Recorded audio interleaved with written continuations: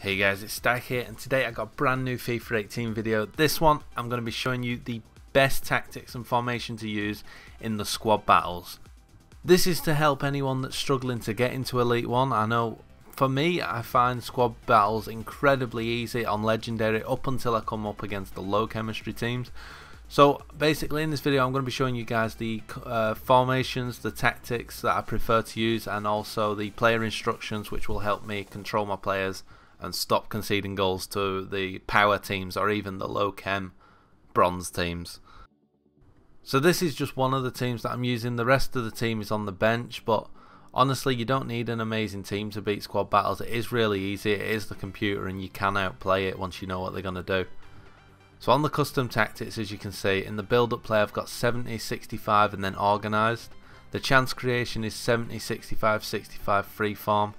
And then in the defence we've got pressure 35, aggression 35. We don't want them pressing and, you know, like lunging into challenges, making gaps. You want your team width slightly spread out because the bots do play down the wings quite a lot and they do cross it.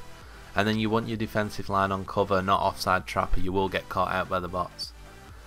On the instructions, the only two in the defence you're going to change are the wing backs to stay back while attacking. Then in the midfield, you've got two centre mids that you're going to be using. They're both going to go to stay back while attacking. The other one just leave on normal because he will help attack and defend. Then when it comes to your three forwards, you want them all to get in behind and press the back line, unless your striker is a slower type like Lukaku, in which case you don't want getting behind, you want the target man or just the normal, just leave him on normal. But always have them on the press the back line just so they're constantly as far high up as they can be. It's just really useful to have someone to sub on as well at the end of the game. If you are struggling against a team like, for instance, one of the bronze teams, which always seems to catch me out for like the scoring 5 goals, it just helps me to sub on someone who's fast and a good dribbler and someone who has decent finishing. So for me, that is Alessandrini. That's who I use. I sub him on and keep playing them through balls and try and get him through as much as I can.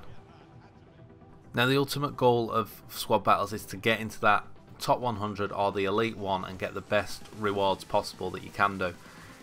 If you're like me, I constantly hit elite 1 quite comfortably, and I'm normally between 600 to 2,000 points away from the top 100. It's pretty frustrating because it's my own fault, because in every single weekend I have messed up against a bronze or low chemistry team, and to me that is the harder teams to beat. The teams that I've played against, teams that have had Rude Hullet, you know, I've played Ronaldo's, I've played informed Messi's, nothing. They're not that good. Even against like teams that have had like Ronaldinho and the Brazilian Ronaldo, I can still beat them. Yeah, they will score against me, but I can still beat them, and I can comfortably get most of the achievements done to get as much points as possible. But the bronze teams, for me, they play like Barcelona, and I can't stop them from passing. I can't deny them goals, and they score wonder goals against me, and I can't do anything about it. But most of the time I do beat them and get most of it done. It's just that one of them will manage to somehow get a result against me or just stop me getting the 5 goals, and it just ruins the score. So basically, to get as much points as possible, you want to play on Legendary. I've played on Legendary since the start. I've got friends that play on World Class and then switch to Legendary when it's easier teams, and it does mess them up as well. But if you play on Legendary, get used to it, and then you want... So now I'll show you what you want to be aiming for in the game, and as you can see, there's 40 points for a goal and you're allowed a maximum of 200. So there's no point scoring more than 5 goals. If they go in and you're just trying to get your shots up, because you get 5 points per shot, so yeah, you can score extra goals. It's not going to dock you for scoring extra, but you're not going to get any more goals for it. So if you score 8 goals, don't expect millions of points. But yeah, so in a game, the main ones I want to aim for are the 5 goals. I want to get 10 shots on targets. I don't really go for the 10 corners. Clean sheets is, I try my best to do it, but then you also want the pass accuracy percentage, and you want to try and go for the possession. You should already get the man of the match for winning the game anyway.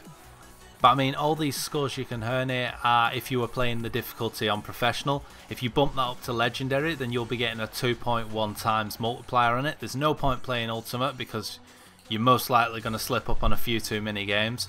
But yeah, if you play on legendary, you're going to be getting the best score possible, and it will help you get into Elite 1 every single week.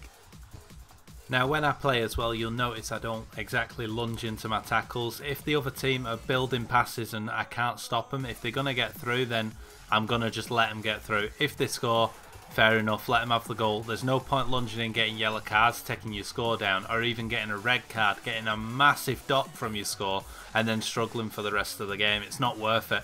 So it's a lot better to win a game 5-3, 5-4 than it is to win 5-0 with a red card. You will get a lot less points if you get them cards for it. So it's not the end of the world if you do concede a goal. It's just make sure you get your 5 goals. Then you want to build on your shots on target. Make sure you hit 10. After that, normally I'll aim for possession and passing at the same time, depending on how long's left. If I've got extra time, I will go for the corners. But normally, you don't really have to, and this will leave me... So like normally I hit all 4 of these targets, but as long as I do, I'm normally around 2,500 to 2,700 points. But like I said, I always do slip up on one of the easier teams, which is why I've not made it into the top 100 yet. So if you do find yourself struggling to score, like find yourself opportunities, honestly build up the wing and play inside the middle. But you'll come up against teams where you just always struggle to break through, and there is a simple method to scoring against all these teams. I mean, every game I can guarantee 3 or 4 goals at least, and as soon as you've got 2 or 3 goals, it becomes so much easier because the other team starts pressing and they start pushing, and once they're in the attacking or either all out attacking, it's so easy to get through because they end up with huge gaps. But it's still at the start of the game when it's difficult to get past them, and honestly, using this, it's so simple, and all you need is to do a Berber or a McGeady spin to create yourself enough space. So one method you can do is using the back post crosses. I prefer the lobbed cross, but if I'm a bit far away, just do a normal one. As you can see, he's always there waiting, but I get a bit lucky with the deflection on this one. But most of the time, if you just get on the wing and cut inside the box, if you can do an LBX and do about 2.5 bars of power, it will go to that man at the back post, and the defender always leaves him open, which makes it a lot easier to score it. So then there is an easier way to build the space to be able to do this. And all you want to do, you want to use your wide players, use the LBAs, let your players make a run, and as you can see, that as soon as that left back, right back commits, build in, cross it 2.5 bars, your man at the back post always manages to get himself free, and normally it's a header. That's probably the first volley I've scored in a while doing it. But yeah, most of the players, even if they've got bad stats, will be able to finish that against the bot teams. Now, in my opinion, the best and easiest way to score is this way here. Get to this area and turn. If your player doesn't have sharp agility, he can't turn that well, no worries. You just do the Berber or the McGeady. Even with a slow player, you're going to build yourself enough space to be able to get a shot or get the sweaty pass across. So as you can see here, William gets to that certain spot and bang. That one, you might say it's lucky, but I get a lot of them.